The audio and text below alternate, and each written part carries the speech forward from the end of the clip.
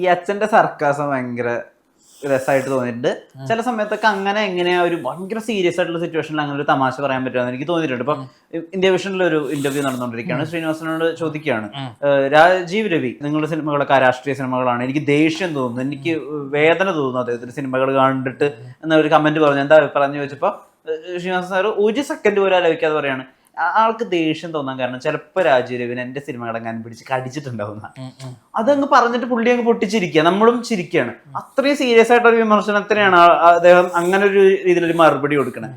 ഇത് എപ്പോഴെങ്കിലും ഇൻഫ്ലുവൻസ് ആയിട്ടുണ്ടോ, അല്ലെങ്കിൽ ഇത് എപ്പോഴെങ്കിലും ഞാൻ ചേട്ടനത് ഒരു നെഗറ്റീവായിട്ട് ഇത് ബാധിച്ചിട്ടുണ്ടോ? ഇല്ല. ഇപ്പൊ ഓരോ ആൾക്കും ഒരു ഇൻഡിവിജ്വാലിറ്റി ഉണ്ടാവും, പുള്ളിക്ക് ഒരു രീതി ഉണ്ടാവും, പുള്ളിയുടെ ഒരു സ്റ്റൈല് പറയാണ്, പുള്ളിയുടെ സംസാരിക്കുന്ന രീതി പറയാണ്, പുള്ളിയുടെ തമാശ പറയാണ്, പുള്ളിയുടെ എബിലിറ്റീസ്, അതൊക്കെ പുള്ളി ജീവിച്ച് വളർന്ന സാഹചര്യം ചുറ്റുപാടൊക്കെ പറയാണ്. ഞാൻ ജീവിച്ച് വളർന്നതും ഞാൻ പുള്ളിയുടെ മകനാണെന്ന് ഒഴിച്ചു കഴിഞ്ഞാൽ, അല്ലെങ്കിൽ ഞാൻ പുള്ളിയിൽ നിന്ന് ഇൻസ്പയർഡ് ആവുകയോ ഇൻഫ്ലുവൻസ്ഡ് ആവുകയോ ആയിട്ടുള്ള ഒരു സംഭവം ഉണ്ടായിട്ടില്ല. പുള്ളി എനിക്ക് ഉപദേശങ്ങൾ തന്നിട്ടില്ല, അങ്ങനത്തെ ഒന്നും ഉണ്ടായിട്ടില്ല. എൻ്റെ അനുഭവങ്ങളും എൻ്റെ ഇതുമാണ് എന്നെ ഞാനിപ്പോൾ എന്താണെന്നോ ഉള്ളത്. അപ്പം അത് ചില വീട്ടിൽ അങ്ങനെ ആയിരിക്കും, അച്ഛന്മാർ പകർന്നു കൊടുത്തിട്ടുള്ള ഉപദേശങ്ങൾ ഉണ്ടാവും, അച്ഛന്മാരുടെ ഫോളോ ചെയ്യുന്ന മക്കളുണ്ടാവും. ഞങ്ങൾ അങ്ങനെ ഒരുമിച്ച് ജീവിച്ചിട്ടില്ല അച്ഛനും ഞാനുമായിട്ട്. എനിക്ക് തോന്നുന്നു ഇപ്പോഴാണ് നമ്മൾ ഒരു സമയത്ത് നമ്മൾ 1-2 വർഷം ഒരുമിച്ചുണ്ടായിട്ട് ഒഴിച്ചു കഴിഞ്ഞാൽ ആക്ച്വലി ഞാൻ ഇപ്പോഴാണ് വീട്ടിൽ കൂടുതൽ നിൽക്കുന്നതും, അല്ലെങ്കിൽ ഷൂട്ട് കഴിഞ്ഞാലും അല്ലെങ്കിൽ വരുന്നതൊക്കെ ഈ സമയത്താണ്. പക്ഷെ ഞാൻ ചേട്ടാ എപ്പോഴെങ്കിലും ഒരു അച്ഛൻ മകൻ കോൺവെർസേഷൻ ഉണ്ടാവില്ലേ? ലൈഫിനെ പറ്റി, പ്രണയത്തെ പറ്റി ഇതുവരെ ഉണ്ടായിട്ടില്ല ജീവിതത്തിൽ. അതുകൊണ്ട് തന്നെ ഓർത്തിരിക്കാൻ ഒരു കോൺവെർസേഷൻ ഇല്ല. അടി ഉണ്ടായിട്ടുണ്ട്, പ്രശ്നങ്ങൾ ഓർത്തിരിക്കാൻ ഒരുപാട് ഇഷ്യൂസ് ഉണ്ടായിട്ടുണ്ട്. ഇഷ്യൂസ് അല്ല ഞാൻ പറഞ്ഞത്, ഒരു ഹാർട്ട്ഫുൾ അങ്ങനെ ഞാൻ പറഞ്ഞില്ല, അങ്ങനെ ഒരു പുള്ളി അത്തരത്തിൽ ഇപ്പൊ നീ നേരത്തെ പറഞ്ഞ സാധനത്തിനകത്ത് തന്നെ ഉണ്ട്. ഇപ്പൊ ഒരു ഉത്തരം പ്രതീക്ഷിച്ച് നിൽക്കുന്ന സ്ഥലത്ത് ഒരു സർക്കാസ്റ്റിക് ആയിട്ടുള്ള മറുപടി കൊടുത്ത് പുള്ളി അതിനെ കട്ട് ഓഫ് ചെയ്തു, അല്ലെങ്കിൽ അതിനെ കട്ട് ചെയ്ത് വിട്ടു ആ കോൺവെർസേഷനെ. അതുപോലെ അങ്ങനെ ഒരു ഡ്രാമ ഇത്രയും വലിയൊരു എഴുത്തുകാരൻ അല്ലെങ്കിൽ ഇത്രയും വലിയൊരാള് സ്വന്തം ജീവിതത്തിൽ അങ്ങനെ ഒരു ഡ്രാമ മകനുമായിട്ടുള്ള ഒരു സീൻ പുള്ളി കട്ട് ചെയ്ത് കളയും. അങ്ങനെ ഒരു സീൻ പുള്ളിയുടെ ജീവിതത്തിൽ, എൻ്റെ ജീവിതത്തിൽ ഡ്രാമയുണ്ട്. എവിടെയാണെന്നറിയാമോ? തല്ലുപിടുത്തം, അടി, പറന്നടി, നെറ്റിക്കടി, മാറ്റം, അങ്ങനത്തെ ഡ്രാമ ഉണ്ടായിട്ടുണ്ട്. ഇപ്പോഴാ ആ ഡ്രാമ ഉണ്ടായിട്ടുണ്ട്. അത് ഡ്രാമയല്ലോ, അത് മറ്റേ ഫയറാണല്ലോ. ഞാൻ മകളുടെ കാര്യം ചോദിക്കട്ടെ, മകളിനെ എന്ത് പറഞ്ഞ് ധ്യാൻ ചേട്ടൻ ഉപദേശിക്കുന്നു ഞാൻ ആലോചിക്കാറുണ്ട്. ഞാനിത് ചെയ്തിട്ടില്ല, നീ ഇത് ചെയ്യാൻ പാടില്ല, അങ്ങനെയുള്ള ഒന്ന് നമ്മൾ അവരുമായിട്ടൊരു സൗഹൃദം ഉണ്ടാക്കാനാണ് ഞാൻ ശ്രമിച്ചുകൊണ്ടിരിക്കുന്നത്. വെച്ചാൽ കാരണം പുതിയ ജനറേഷനിൽ ഏറ്റവും കുഞ്ഞു കുട്ടിയാണ്, 6 വയസ്സായിട്ടുള്ള. അപ്പം എന്താണ് അവരുടെ ഇഷ്ടങ്ങൾ, അവരുടെ ചിന്താഗതി, അപ്പൊ അതൊന്നും പരുവപ്പെട്ടിട്ടുമില്ല. പക്ഷെ എന്നാൽ പോലും ഒരു എന്താ പറയണ്ടേ, ചില കാര്യങ്ങളുണ്ടല്ലോ. ഇപ്പം ഞാൻ പ്രധാനമായി പറയുന്ന കാര്യങ്ങൾ, അവർക്കൊരു സുഹൃത്ത് വരുന്ന സമയത്ത് അവളുടെ കളിപ്പാട്ടം മറ്റേ കളിപ്പാട്ടവും അവളെ കളിപ്പാട്ടം എടുത്തിട്ട് ഇവള് പോയിട്ട് ഒളിപ്പിച്ചു വെക്കുകയൊക്കെ ചെയ്യും അരങ്ങ് വരുന്ന സമയത്ത്. ഞാൻ പറയും അതൊന്നും ചെയ്യും, നമ്മൾ ഷെയറിങ് ചില ബേസിക് കാര്യങ്ങളുണ്ട്, മനസ്സിലായില്ലേ?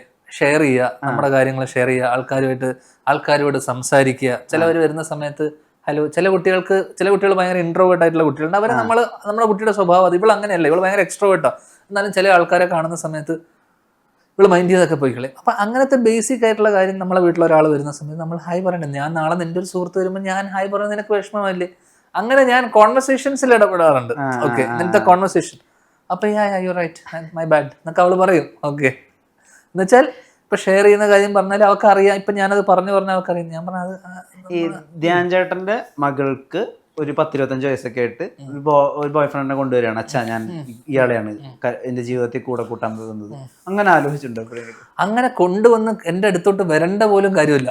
ഓക്കെ, അവളെ ആരെയും ഇഷ്ടപ്പെടുന്നുണ്ട്, അവൾ ആ വഴിക്ക് പോട്ടെ എന്ന് പറയുന്നത് മാത്രമേ ഉള്ളൂ. അവൾക്ക് ഞാനിപ്പോ കല്യാണം കഴിപ്പിച്ചു കൊടുത്തിട്ട് വേണ്ടോ അവൾക്ക് കല്യാണം? ഇപ്പൊ നീ എന്റെ മോനാണെങ്കിൽ അച്ഛാ ഞാൻ അതാണ്. ഓ, അത്രേ ഞാൻ പറയുള്ളൂ. നിന്റെ ജീവിതം, നിന്റെ ചോയ്സ്. നമുക്ക് അവർക്ക് വേണ്ടി ചെയ്യാൻ പറ്റുന്ന എന്താ? ഒരു ബേസിക്, ഫസ്റ്റ് ഓഫ് ഓൾ ഒരു കുഞ്ഞുണ്ടാവുന്ന സമയം നമ്മൾ ഇപ്പൊ ആലോചിക്കേണ്ടത്, ഇങ്ങനൊരു സൊസൈറ്റിയിൽ ഇത്രയും വലിയൊരു ടോക്സിക് ആയിട്ടുള്ള ഒരു ലോകത്ത് ഒരു കുഞ്ഞിനെ ജനിപ്പിക്കണമെന്നുള്ളത് ഫസ്റ്റ് നമ്മൾ ചിന്തിക്കണം, മനസ്സിലായില്ലേ? കാരണം ഈ കുഞ്ഞ് നമ്മൾ കടന്നുപോയി അത് അത്തരത്തിലുള്ള എല്ലാ ട്രോമയിലൂടെയും സ്ട്രഗിളിലൂടെയും ഒക്കെ കടന്നു പോകണം. ഇത് നമ്മുടെ ഭയങ്കര സെൽഫിഷ് ആയിട്ടുള്ള സന്തോഷത്തിന് വേണ്ടിയാണ് കുഞ്ഞുങ്ങൾ ഉണ്ടാവുന്നത് തന്നെ. മനസ്സിലാക്കും, സത്യമല്ലേ? പെട്ടെന്നൊരു മൈത്രയിലേക്ക് കടന്നുപോയി. പറഞ്ഞിട്ടുണ്ടോ? അപ്പോ അല്ല, ഇതൊക്കെ ഞാൻ എന്റെ കോളേജിലുള്ള സമയത്ത് ഞാൻ എന്തിനാ ജനിച്ചതെന്ന് ആലോചിച്ചിട്ടുണ്ട്. ഇതിലൂടെയൊക്കെ കടന്നു പോകാൻ വേണ്ടിയിട്ടാണ് ദൈവം പറഞ്ഞ പോലെ. അപ്പോ ഞാൻ പറഞ്ഞ ഇതിൻ്റെ ഒന്നും ആവശ്യമില്ല. ഇതൊക്കെ നമ്മളുടെ സന്തോഷത്തിന് വേണ്ടി നമ്മൾ ചെയ്യുന്നതാണ്, മനസ്സിലായി. അപ്പം ആ കുഞ്ഞിന് നമുക്ക് ചെയ്യാൻ പറ്റുന്ന ഒറ്റ സാധനമേ ഉള്ളൂ, ബേസിക് ആയിട്ടുള്ള എഡ്യൂക്കേഷൻ, അത് പ്രൊവൈഡ് ചെയ്യുക, basic manners, awareness, civic sense, ഇത്തരത്തിലുള്ള കാര്യങ്ങളെക്കുറിച്ചൊരു ബോധം ഉണ്ടാക്കുക. തെറ്റ് ശരിയൊക്കെ അവൾ ഇതാക്കണം. പിന്നെ അവൾക്ക് റിലേഷൻഷിപ്പ്, അതിൽ നിന്ന് അവൾ വീണ് പഠിക്കുകയുള്ളൂ, മനസ്സിലായില്ലേ? പ്രണയബന്ധം അങ്ങനെയാ പഠിച്ചത്. ഞാൻ മനസ്സിലായി, you grow from your relationships. Okay, you should grow from your relationship. അവൾക്ക് ഒരുപാട് പ്രണയബന്ധങ്ങൾ ഉണ്ടാവട്ടെ, അതിൽ നിന്നൊക്കെ അവൾക്കൊരു പഠനം ഉണ്ടാവട്ടെ, അവൾ വീണ് പഠിക്കട്ടെ, അത്രേ കാര്യമുള്ളൂ. ഒരുപാട് ട്രോളുന്ന ബേസില് അശ്വമേധത്തില് 11 ചോദ്യങ്ങൾ വരെ ജി.എസ്. പ്രദീപിനോട് ചോദിച്ച് പിടിച്ചു തന്ന ഒരു ഇന്റലക്ച്വൽ ആയിട്ടുള്ള മനുഷ്യനാണ് എന്നുള്ളത് നമ്മളൊക്കെ ഈ അടുത്ത് കണ്ടു. അതൊരു കാര്യമില്ല. അവന് ചെറിയ പ്രായത്തിൽ ആരോ പറഞ്ഞു കൊടുത്ത പോലത്തെ എസ് ഓർ നോ മാത്രം പറയുന്നതുകൊണ്ടാണ്. അത് വെച്ചിട്ട് അവന്റെ ഇന്റലക്റ്റിനെ നമുക്ക് അളക്കാൻ പറ്റില്ല, ഒരിക്കലും ഇല്ല. അംഗീകരിക്കും മനുഷ്യ. അവൻ ആ ചെറിയ പ്രായത്തിൽ 9ാം ക്ലാസ്. അപ്പൊ ഉദയകുമാർ ഡാൻസർ അല്ലേ? അപ്പൊ കുറിച്ച് ആരെങ്കിലും ഇങ്ങനെ പരിപാടിക്ക് പോകുമ്പോൾ നമ്മൾ അന്ന് കുട്ടിയല്ലേ, ആരെങ്കിലും പറഞ്ഞു കൊടുത്തിട്ടുണ്ടാവും, മോനെ ഇങ്ങനെ എസ് ഓർ നോ മാത്രം പറഞ്ഞാൽ മതി, അവിടെ പോയി ഇരുന്നാൽ മതി. അങ്ങനെ പോയി ഇരുന്നതായിട്ട് എനിക്ക് തോന്നിയിട്ടുള്ളൂ. അത് വെച്ചിട്ട് നമുക്ക് അന്നത്തെ ബേസിലിന്റെ ഐക്യൂനൊന്നും അളക്കാൻ പറ്റൂല. അങ്ങനെ ഒരു ഐക്യൂ ഒന്നും അളക്കാൻ അല്ല, നല്ലതാ. അതിന് തോറ്റല്ലോ, ജയിച്ചിരുന്നെങ്കിൽ നമുക്ക് ഇതിനെക്കുറിച്ച് ഡിസ്കഷന് പോലും കാര്യമുണ്ട്. ഡിസ്കഷന്റെ പോലും ആവശ്യം. അത് കഴിഞ്ഞിട്ട് ഒരു ഗിറ്റാറൊക്കെ പിടിച്ചൊരു പടം ഇട്ടായിരുന്നു പുള്ളി ഇൻസ്റ്റാഗ്രാമിൽ, അത് ശ്രദ്ധിച്ചിരുന്നോ? പാട്ടിലും എനിക്ക് പ്രാവീണ്യം ഉണ്ടെന്ന് പറഞ്ഞിട്ട്. അതെ. അവൻ എന്തിലാ ഇതിന്റെ പേരെന്താ? പ്രാവീണ്യം. അതില്ലാത്തത് അവൻ തന്നെ ഒരു പ്രാവീണ്യം പോലത്തെ. അവൻ എല്ലാത്തിനും പ്രാവീണ്യം ഉണ്ടല്ലോ. ഈ നീരജ് മാധവന് എൻജെന്ന് ഉള്ളൊരു സ്റ്റൈലിലേക്ക് ഒരു റാപ്പറൊക്കെ ആയിട്ട് മാറിയിട്ട് കരിയർ വേറെ രീതിയിലേക്ക് കംപ്ലീറ്റ് ആയിട്ട് ഷിഫ്റ്റ് ചെയ്തല്ലോ. അത് മൊത്തം നോക്കിക്കാണുന്ന ധ്യാൻ അതെങ്ങനെയാ ഉൾക്കൊണ്ടിരുന്നത്? അവൻ എൻ്റെ സുഹൃത്താണല്ലോ, അപ്പൊ സ്വാഭാവികമായിട്ട് അവൻ അതിന് ഒരു സംഗീതത്തോടും അവൻ ഏറ്റവും കൂടുതൽ ഞങ്ങൾ കപ്പിയായിരുന്ന സമയത്തും ഇത് ചെയ്യുന്ന സമയത്തൊക്കെ ഏറ്റവും പാട്ടിനോടും അല്ലെങ്കിൽ നൃത്തം, ഡാൻസ്, കാരണം അവൻ ഡാൻസറായിട്ട് വന്ന ആളാണ്. അപ്പൊ അവൻ ഇതിനൊരു എന്തെങ്കിലുമൊക്കെ ഇതുമായിട്ട് ബന്ധപ്പെട്ട് എന്തെങ്കിലുമൊക്കെ ചെയ്യും എന്നുള്ള കാര്യത്തിൽ, കാരണം അവൻ കേരളത്തിൽ ജീവിക്കുകയാണെങ്കിലും അല്ലെങ്കിൽ കേരളത്തിലാണെങ്കിലും ഒരു അമേരിക്കൻ ലൈഫ് സ്റ്റൈൽ ഫോളോ ചെയ്യുന്ന ആളാണ് പുള്ളി, മനസ്സിലായില്ലേ? നമ്മള് മറ്റേ മഴ പെയ്യുന്ന മദ്ദളം കൊട്ടുന്ന പോലെ എന്റെ ഡ്രൈവർ കഷ്ടകാലത്തിന് അമേരിക്കയിൽ നിന്നാണ് ഡ്രൈവിംഗ് പഠിച്ചതെന്ന് പറഞ്ഞ പോലെ പറഞ്ഞ പോലെയുള്ള കാര്യമാണ് അവന്റെ, മനസ്സിലായില്ലേ? അപ്പം ഇപ്പോഴും ഇവിടെ റൈറ്റ് ഹാൻഡ് ഡ്രൈവിൽ ലെഫ്റ്റ് ഹാൻഡ് ഡ്രൈവിലാണ് വണ്ടി പഠിച്ചുകൊണ്ട് പോകുന്നത്. അപ്പൊ പിന്നെ പുള്ളി എന്നെ പറ്റി എന്തൊക്കെയൊക്കെയോ പല ഇന്റർവ്യൂവിലും പറഞ്ഞു, അവനെ പറ്റി പൊക്കി പറയാൻ പറ്റില്ല. പക്ഷെ പുള്ളി ആഗ്രഹിച്ച ജീവിതം ജീവിക്കുന്ന ഒരാളാ ഇപ്പൊ സംബന്ധിച്ചിടത്തോളം. ഓക്കെ, കാരണം അവന്റെ കരിയർ നോക്കുന്ന സമയത്ത് ഇവിടുന്ന് പോയിട്ട് ഒരു പാൻ ഇന്ത്യൻ അല്ലെങ്കിൽ ഒരു വെബ് സീരീസിൽ ഹിന്ദിയിൽ പോയിട്ട് ഡയലോഗ് പറഞ്ഞ് അവിടെ ഓഡിഷൻ ചെയ്ത് അവിടെ സെലക്റ്റഡ് ആയിട്ട് അത്രയും പോപ്പുലർ ആയിട്ടുള്ള ഒരു സ്ഥാനത്തിൽ പോയിച്ചത് ഭയങ്കര അവന്റെ സക്സസിനെയും അവന്റെ ഈ ഷിഫ്റ്റിനെയും ഒക്കെ തന്നെ ഭയങ്കര സന്തോഷത്തോടെ നോക്കിക്കാണും. സോഷ്യൽ മീഡിയ മൊത്തം ചർച്ച ചെയ്യുന്ന ഒരു കാര്യമുണ്ട്. ജയിലർ ഇറക്കിയപ്പോ ധ്യാൻ ശ്രീനിവാസൻ ജയിലർ ഇറക്കി, തഗ് ലൈഫ് ഇറക്കിയപ്പോ ധ്യാൻ ശ്രീനിവാസൻ തഗ് ഇറക്കി. ഇതൊന്നും ഞാനല്ല, ഈ ജയിലർ അവതാരം ഇറക്കിയപ്പോ നിങ്ങൾ വീഗ ഇറക്കി. ഇതൊക്കെ ഇതിന്റെ സംവിധായകരും ഇതിന്റെ പ്രൊഡ്യൂസർമാരും അവര് തീരുമാനിക്കുന്ന സ്ഥലത്ത് ഞാൻ ഈ പറഞ്ഞ ജയിലർ ആയിക്കോട്ടെ, ജയിലറിന്റെ കൂടെ ജയിലർ ഇറക്കണമെന്ന് ഞാൻ പറഞ്ഞിട്ടില്ല. ഓക്കെ, ഞാൻ ഒരിക്കലും പറയില്ല. തഗ്ഗിൽ ഞാൻ ഒരു അര ദിവസത്തിൽ ഞാൻ ഒരു സീനിൽ മാത്രമേ ഉള്ളൂ ആ പടത്തിൽ തന്നെ. അപ്പൊ അതുകൊണ്ട് തന്നെ ഇതൊക്കെ അവരുടെ തീരുമാനമല്ലേ.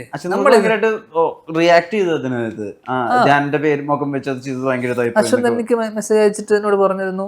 അപ്പോൾ അല്ല, ഞാൻ പറയാന്ന് വെച്ചാൽ നമ്മുടെ ജോലി എന്താണ്, നീ അപ്പം ഞാൻ കഴിഞ്ഞ ഇന്റർവ്യൂവിലും പറഞ്ഞു, നീ നാളെ ഡയറക്റ്റ് ചെയ്യുമ്പോഴും എന്നെ ഒരു ജോലിക്ക് വിളിക്കുകയാണെങ്കിൽ ഞാൻ അവിടെ വരും.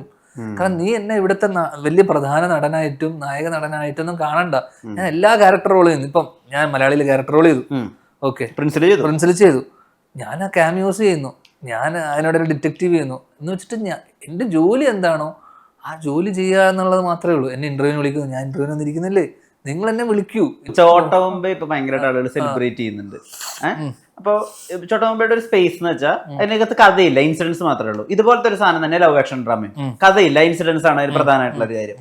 അപ്പോ ധ്യാൻ ശ്രീനിവാസന്റെ ആ ഒരു തമാശ ഫൺ വേൾഡില് ലാൽ സാറിനെ കൊണ്ട് പ്ലേസ് ചെയ്യുക, അങ്ങനെ ആലോചിച്ചിട്ടുണ്ടോ? അതാണ് ഞാൻ ഇപ്പൊ ഏറ്റവും കൂടുതൽ ആലോചിക്കുന്നതും ഞങ്ങൾ ചർച്ച ചെയ്യുന്നതുമായിട്ടുള്ള കാര്യങ്ങൾ. ചർച്ച മാത്രമേ നടക്കുന്നുള്ളൂ. ഇപ്പൊ ഞാനും വിശാഖം കഴിഞ്ഞ ദിവസങ്ങളിലൊക്കെ സംസാരിക്കുന്ന സമയത്ത് നമ്മൾ ആലോചിക്കുന്ന ഒരു സിനിമ അങ്ങനത്തെ ഒരു സിനിമയാണ്. എന്നുവെച്ചാൽ നമ്മുടെ ഒരുപാട് സിനിമകളുടെ ഇടയിൽ ഇത് വിശാഖ് ഇങ്ങനെ പറഞ്ഞപ്പോൾ അപ്പം നമ്മുടെ അതിലൊരു കഥയുണ്ടായിരുന്നു, കുറെ മുന്നേ ആലോചിച്ചാണ്. അതിങ്ങനെ നമ്മളിങ്ങനെ ആഗ്രഹങ്ങളാണല്ലോ. അപ്പം ആർക്കാണ് ലാൽ സാറിനെ വെച്ചിട്ട് മമ്മൂക്കിനെ വെച്ചിട്ട് സിനിമ ചെയ്യാൻ ആഗ്രഹമില്ലാത്ത? അപ്പോൾ എൻ്റെ ആഗ്രഹം ഈ പറഞ്ഞ പോലെ നമ്മള് ത്രില്ലറിൽ ലാൽ സാർ ഇപ്പം എമ്പുരാൻ വരുന്നു, തുടരും വരുന്നു. പക്ഷെ ഇത് ഛോട്ടാ മുംബൈ വരുമ്പോൾ അവിടെ സെലിബ്രേഷൻ ആണ്, മനസ്സിലായി. മോഹൻലാലിനെ സെലിബ്രേറ്റ് ചെയ്യുന്നത്, നമ്മുടെ മോഹൻലാൽ എന്ന് പറഞ്ഞ നടന്റെ സെലിബ്രേറ്റ് വെച്ചാൽ നമ്മൾ സെലിബ്രേറ്റ് ചെയ്യുമ്പോൾ അദ്ദേഹം സ്ക്രീനിൽ സെലിബ്രേഷൻ ആണ്, മനസ്സിലായി. നമ്മൾ പുറത്ത് ഡാൻസ് കളിക്കുന്ന അദ്ദേഹം അകത്ത് ഡാൻസ് കളിക്കുന്നു. അങ്ങനത്തെ ഒരു സിനിമ വരണം, സിനിമ കാണണമെന്ന് എനിക്കും വിശാഖിനും. ഞാൻ കഴിഞ്ഞ ദിവസം ഞങ്ങൾ സുഹിത്രാക്കയും ഞാനും പ്രണവും കൂടെ ഫ്ലൈറ്റിൽ പോകുന്ന സമയം ഞാൻ പ്രണവിനോടും ഞങ്ങൾ പറഞ്ഞാടാ ഞാനൊരു സംഭവം ആലോചിക്കുന്നുണ്ട്, ഞാൻ അതിനായിട്ട് നടക്കണമെന്നൊന്നും ഒരു നിർബന്ധമില്ല, ഒരു 10% സാധ്യതയുള്ളൂ. പക്ഷെ ഞാൻ പോയിട്ടൊരു ശ്രമം നടത്തും, ഞാൻ പോയൊരു കഥ പറയും ചിലപ്പോൾ. ഈ ജയിക്കട്ടെ അല്ല ഇപ്പോഴാണെന്നോ ഒന്നുമില്ല, മൊത്തം ഗ്രാഫിക്സ് ലാലേട്ടന്റെ പടങ്ങൾ. അപ്പോൾ വിശാഖ് എന്നോട് ഇങ്ങനെ പറഞ്ഞു. അപ്പോൾ ഇത് ചോദിച്ചോണ്ട് ഞാൻ പറഞ്ഞു, അപ്പൊ അങ്ങനെയുള്ള കഥകൾ അല്ലെങ്കിൽ പ്രത്യേകിച്ച് ഞങ്ങളുടെ കൈൻഡ് ഓഫ് നമ്മുടെ എൻ്റെ ടൈപ്പ് ഓഫ് ഒരു വേൾഡ്, ഹ്യൂമർ വേൾഡ്, അല്ലെങ്കിൽ അങ്ങനെ ഒരു സ്ഥലത്ത് പുള്ളിനെ വിത്ത് മാസിവ് മറ്റേ ഡാൻസ്, പാട്ട്, അടി പിടി മസാല, അങ്ങനത്തെ ഒരു പടം ഇനി അതും കൂടെ കാണണമെന്ന് ആഗ്രഹം, മനസ്സിലായില്ലേ. എന്ന് വെച്ചാൽ നമ്മളെ എല്ലാം പുള്ളിയുടെ പല പല പല നമ്മൾ കഴിഞ്ഞ കുറച്ച് സിനിമകൾ കണ്ടുവരുന്നതിൽ നമ്മൾ കാണുന്ന പുള്ളിയുടെ സീരിയസ് ഇന്റൻസ് സ്ഥാനത്തുനിന്ന് ഒരു out and out Mohanlal Lal show